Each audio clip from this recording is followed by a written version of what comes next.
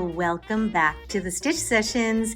If you are new here, I'm Karen and I love all things to do with crafting with crochet.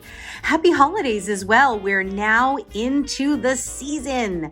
So for this week's project, I thought we would make this cute and quick and super popular Pom Beanie. And of course, these with the faux fur toppers are super popular. They have been for the last couple of years, and they do not take very long to make. And if you use a little bit of chunkier yarn, you've got this really cozy, cushy hat ready to go. This will be a fantastic add-on to any Christmas gift or for yourself, in fact.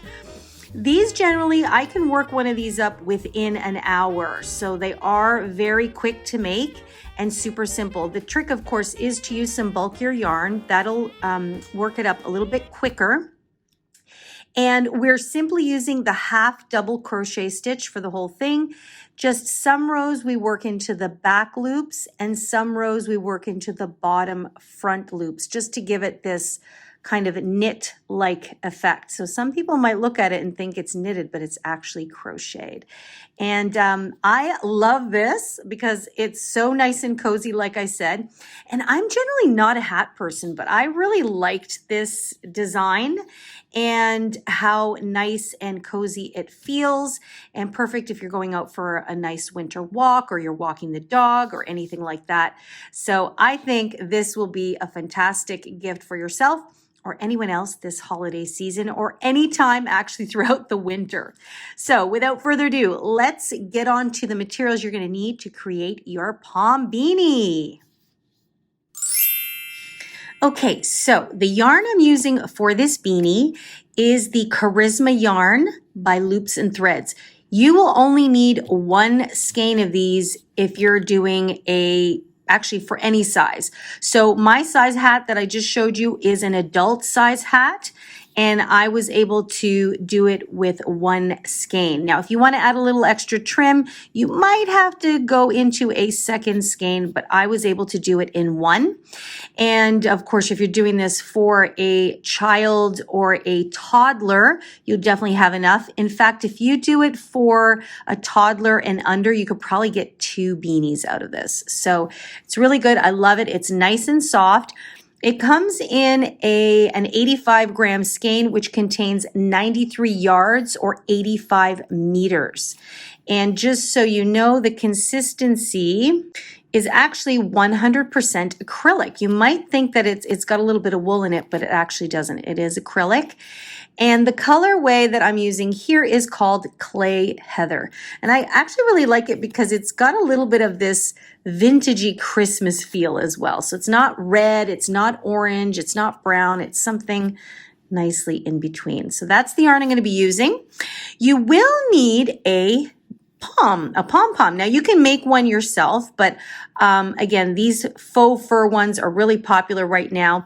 And I got this off of Amazon. Now this is a snap one, which I think is a really great design, because when you're throwing the beanie in the wash, you can actually pull this pom off and it won't get ruined. So it comes with this counterpart here, and you sew this part this way into the top of the beanie, and then the pom-pom just snaps in just like that. That's to the top of the hat. So I really love that design. This came in a package, I think it comes in a package of 12. I've used quite a bit of these as I was selling some of these beanies at a craft show. I think it was like $20 on Amazon. And I'll leave a link for it in the description box down below if you want to use some of these faux fur pom-poms. Now, the hook I'm going to be using is a 9mm hook for this project, which is also known simply as a size N. Now, 9mm hooks are not all that common. This was part of my stash that I've had for many, many years. I would say using an 8mm hook, which is much more popular, would be a good use. In fact, that is what they recommend here, an 8mm hook. You could go even up to a size 10, and I think you'd be okay, because the whole point is you want the stitches to be relaxed and cushy feeling. You don't want to be you don't want it to be stitched too tightly. So if you are a tight crocheter, definitely go up a hook size. I would recommend for you to go up to a size 10 because we want the hat to sit nice and relaxed. As always, make sure you have a pair of scissors and a yarn needle, and this one specifically has a nice large eye here because it is a bulky yarn, so that way I'll be able to thread my yarn through and sew in my ends at the end. So let's get started on our super easy beanie. You guys are going to love this. You're also going to need some thread and a thread needle. I'm actually going to use this color here, which is a bit closer to the yarn. And that's going to be just to sew that little snap to the top of your beanie so that you can then snap on your pom-pom. So our beanie is actually created by crocheting a long panel and then seaming it up and cinching in the top. So if all you know how to crochet are squares and rectangles, this is a great project for you. So we're going to begin by placing a slip knot onto our hook.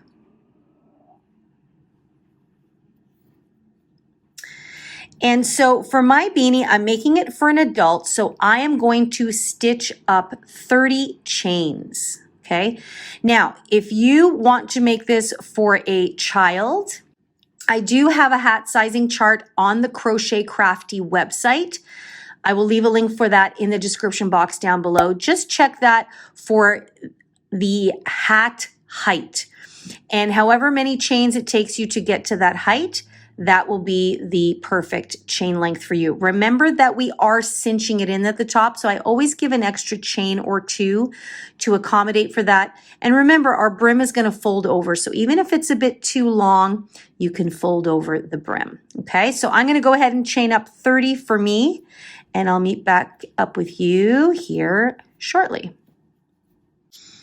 Okay, once you have your 30 chains, you're gonna have something that looks like this. Make sure it's not too tight.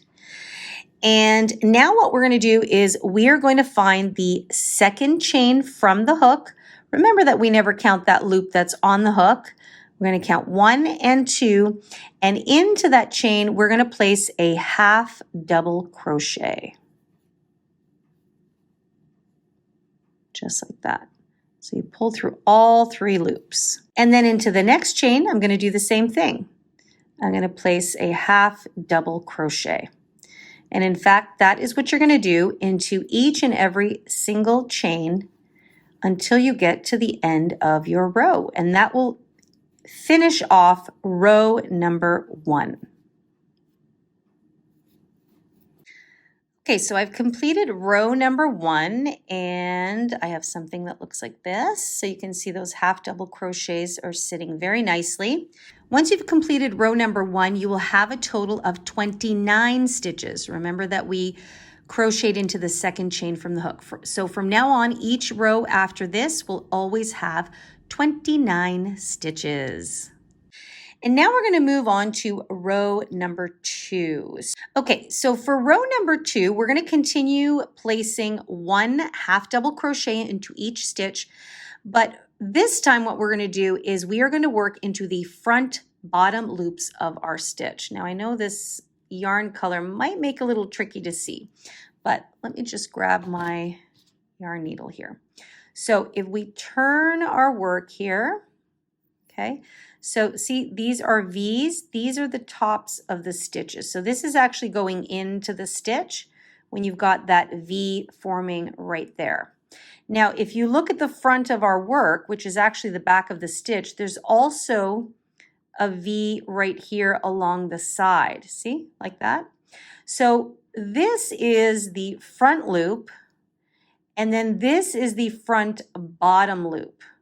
So right there. So that is the loop in row number 2. This is the loop we're going to work into. So we're not going to work into the full stitch right up there. We're going to work into the front bottom loop. And that's going to help us create more of that knit-like effect. Okay, so we've chained 1. It's not really going to count as anything. So what we're going to do is we're going to yarn over and into the front bottom loop of the very first stitch right there. I'm just going to go in from underneath and help it along. I'm going to insert my hook and then I'm going to pull up a loop like I would a regular half double crochet, and you can see I've got 3 loops on the hook. I'm going to yarn over and pull through all 3. So you just work it like you would a regular half double crochet. So we're going to do that again, yarn over. I'm going to find the front bottom loop. Now, if you're ever unsure, just make sure you turn your work this way. You can see that's the top, and this is the front bottom loop, just like that. And you work a half double crochet. Okay, so again, front bottom loop. See, after a while, they just get really easy to find and to work. So you're going to do that all the way until you get to the end of row number 2. Okay, I'm just coming up to the end of row number 2, and I just wanted to kind of point something out. Be very careful because remember we had a turning chain there when we went into the second chain from the hook. So at first glance, it might look like you're finished your row. And this is why I always recommend counting your stitches. So right now I only have 28 stitches, so I know that there's one more that I've got to do. And that's that turning chain we have here. So we want to make sure we don't miss that. So I'm just going to pick up that loop either behind it. See, so I'm just following where the other loop would be because it's just a chain, it's not a full stitch. So I'm just going to go into that loop there. And I've now completed row number 2, and I still have 29 stitches. So this is now the back of our work, okay? And then we chain 1 and we turn our work. Okay, so now you can see the result of working into the front bottom loops only. So what it does is it pushes these stitches forward, or the tops of the stitches forward, and it gives you that knit-like effect. So now let's go on to row number 3. And again, we're going to continue working the half double crochet stitch. This time we're going to work into the back loops only. So we know that the front bottom loops are down here, and we know that the full stitch is right there. So for row number 3, we're actually going to work in through the top of the stitch only to pick up the back loop right there. Okay. And so that again what that does is by alternating with these rows, it keeps all of the knit-like stitches or the ridge stitches to one side. And so I wanted to specifically do that so that the knit-like stitches are all on one side. And then you can definitely see what the back of the work looks like. So I'm going to yarn over. Again, that chain 1 in this project does not count as anything. I'm going to go right away into that very first stitch. See how I'm going down through the center, and I'm picking up the back loop only. And I'm going to half double crochet. And this is what we're going to do for row number 3. 1 half double crochet into each stitch, working your way into the back loops only. Okay, so I've completed row number 3, and now you can see that the knit-like effect is taking hold. So when I worked into the back loops only, it pushed the side V's forward, and so that way there's the knit stitch on the one side, and now when I turn it over, I can definitely tell that this is the back side of my work. If I only repeated row number 2, for example, you would see the knit stitch on this side, and then some rows you would see it on this side and vice versa, which is a nice look as well. It makes your work reversible, but because I wanted these to sit a little bit closer together, I wanted to keep the knit stitch on the same side. So that is basically it. Like I said before, only half double crochets are the only thing we're using. And it's just a matter of whether or not you're working into the front bottom loop or the back loop. And so now all you're going to do is you're going to repeat row number 2 and number 3 until you get the length that you need. Okay, so again, you'd get to the end of the row, you'd chain 1, turn your work, and now I'm going to go and repeat row number 2. So I'm actually going to work into the front bottom loop. So you see I come from underneath and I work that half double crochet. Okay, so pretty straightforward. And so you might be thinking, well, how do I know the length that I need? The goal is to create a panel, and you want that panel to be able to wrap around the circumference of your head or the head of the person that you're making. Now, for an average adult, the head circumference is about 22 inches. Anytime you're making hats, you want to create a panel about an inch short of that because, of course, there's going to be stretch in the hat, and you don't want the person to have their head swimming in it. So again, I'm making mine for an adult. So I'm going to make my panel for a length of about 21 inches. Sometimes I do it 20 inches, depending on how much stretch I'm getting. Because don't forget, through wear and wash, it is also going to stretch out. So you want to make sure it always sits nice and snug on the head. Again, I do have a hat sizing chart on the crochetcrafty.com website. There will be a link down below in case you're making this for a different size, a child or a baby or anything like that. So this is where I leave you for a little while. Make your panel, and then I'm going to meet back up with you to talk about seaming it up and then forming the hat shape. Okay, so I have my length that I need, which is, I actually stopped at 20 inches. I've got quite a bit of stretch here. So for me, that was a total of 30 rows. So I think that'll be good. And actually, I just have a little bit of yarn left here, which is perfect. It's going to be perfect to seam up my hat and then do a little fine edge for us. So now what we're going to do is we're actually going to fold our hat over.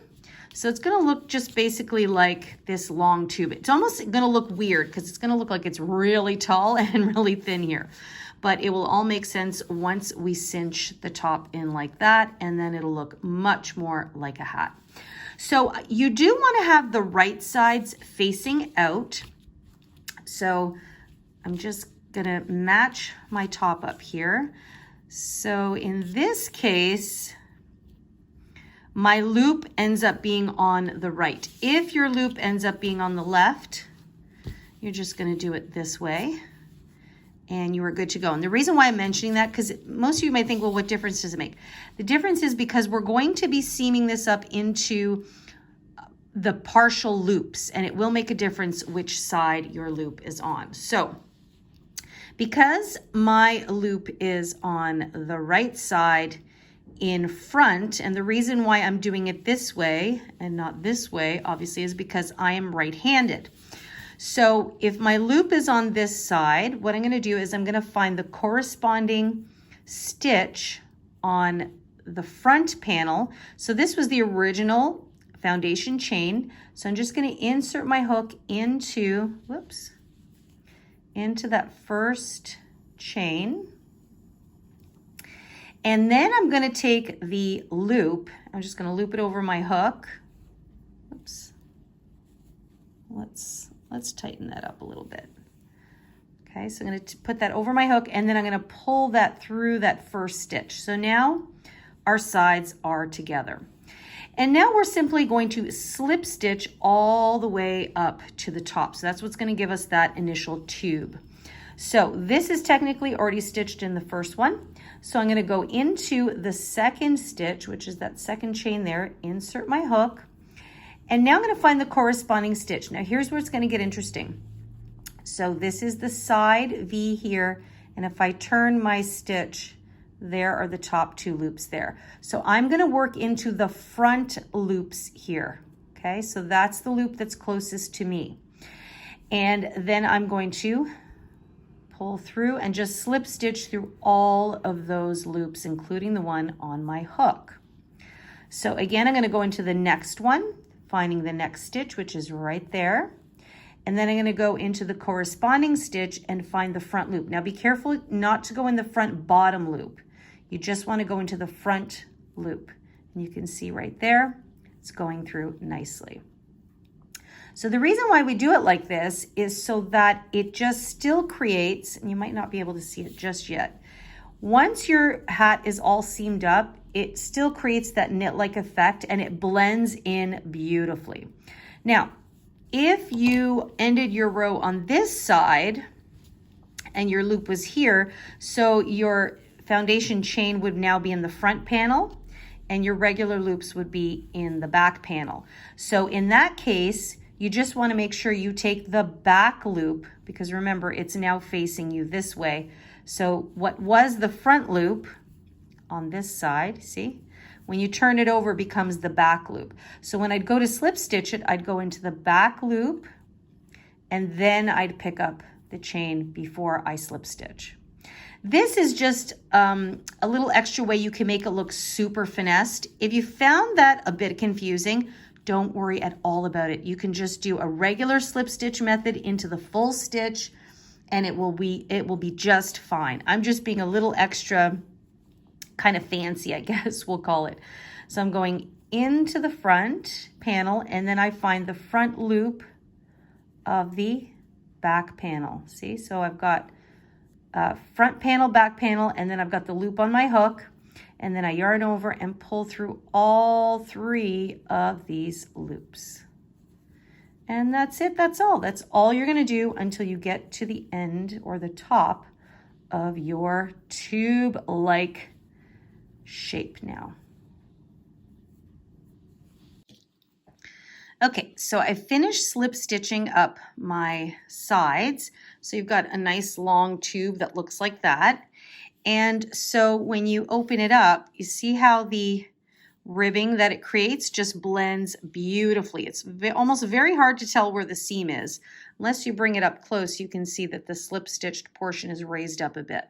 But so that's why I choose to kind of go in those front loops and you have a nice even piece of work like that. Okay, so before we cinch this up, now at this point, if you wanted to, you could just use this leftover and cinch it up here and keep this a raw edge, which is just fine. But I just want to add a little finishing row here, and I have just enough yarn to do it, with some single crochets. So it's just going to give the edges here a little bit of a finishing touch. So once you get to the end of seaming it up, you're just going to chain 1. And all we're going to do is just go into the end of every row, okay? And it's going to be easy to find, believe it or not. We're going to find the ribbed rows or the raised stitches here. And we are just going to single crochet into the end of them. So for example, I can see that this is raised up here. So I'm going to insert my hook into the edge. And I'm just going to help it through. And then single crochet. And I'm going to do the same thing into the next one. Insert my hook and single crochet. And then the next one there. So pretty straightforward. And what this does is it just is going to give me a nice little smooth bottom edge there. Really, it might not be noticeable to anyone else except you, but because I like to just be a little bit finicky about certain things, this one's giving me a little bit of a hard time here. Just going to help it along. I just sometimes like to have a little bit of a more finished effect. Okay, so I've done a few. So you can see it's just going to give you a nice clean edge there.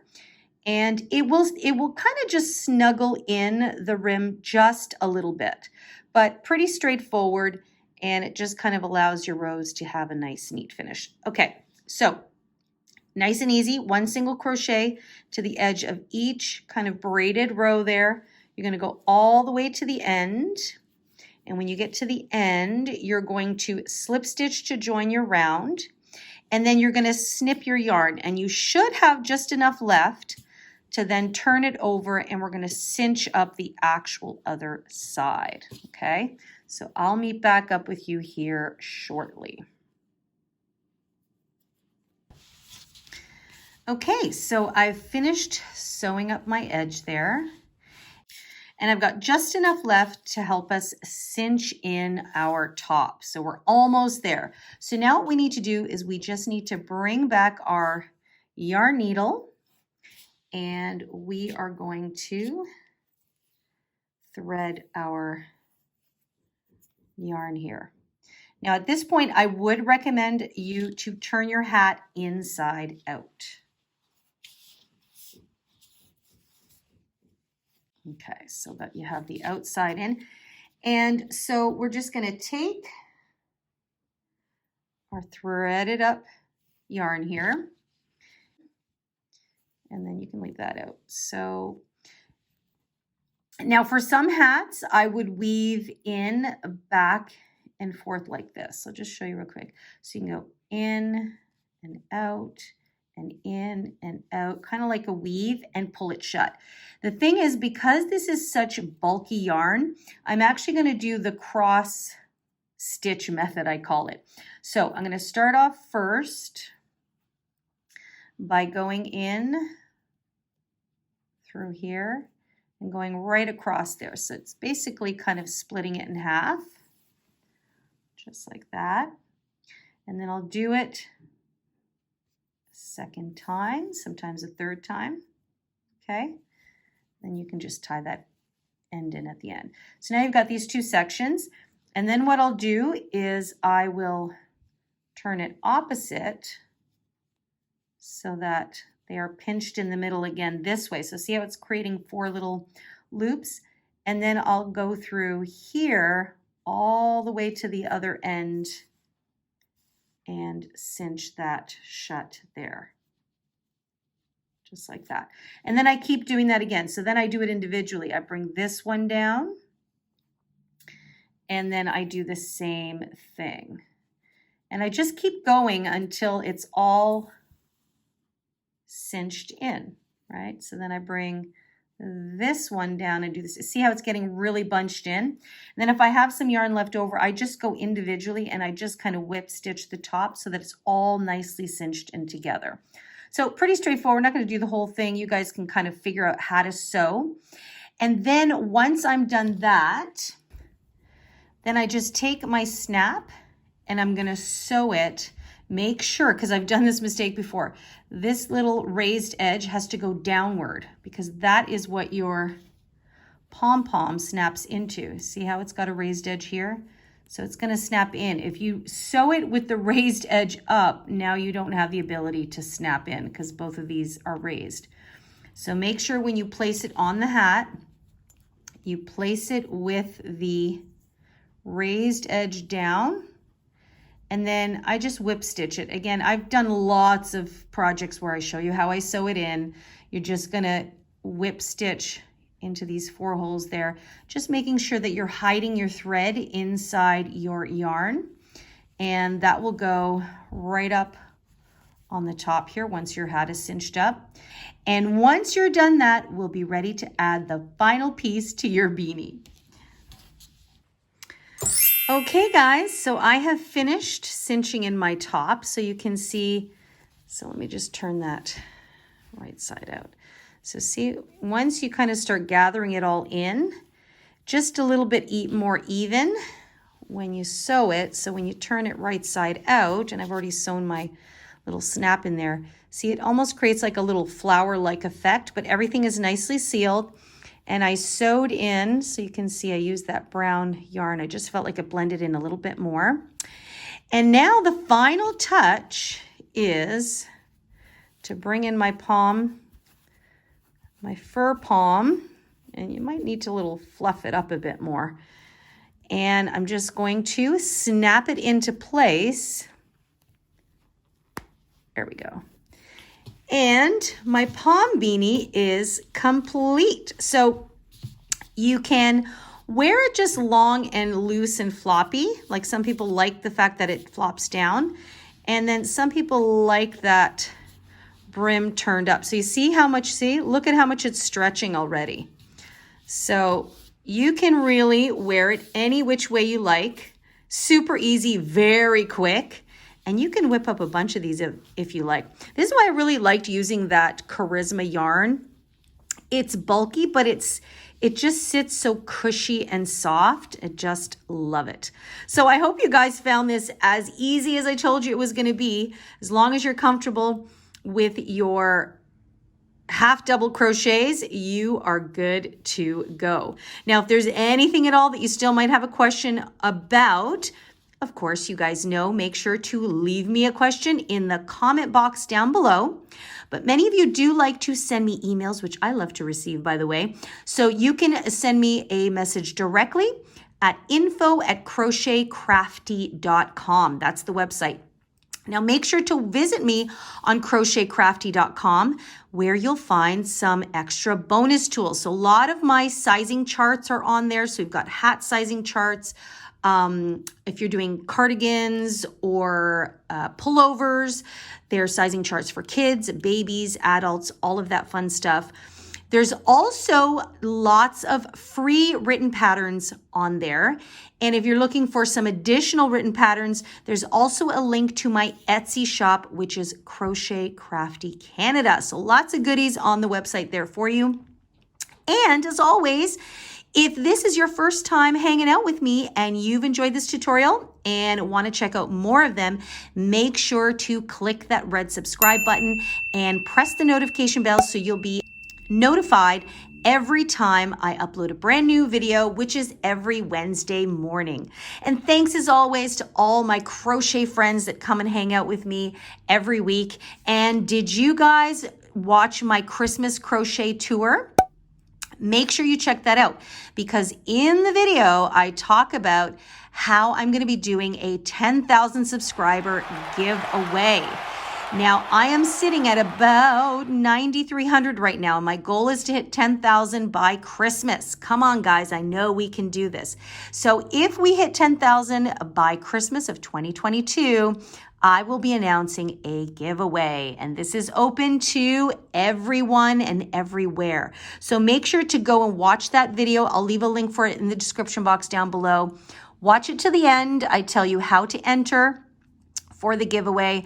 And please tell your friends about the channel. Share some of these tutorials if you think that they would enjoy it and find it useful and helpful for creating some of their own projects. All right, guys, as always, I hope you have an amazing day. Happy crocheting. Take good care of yourselves. Happy holidays. And I will see you guys in next week's session. Bye-bye.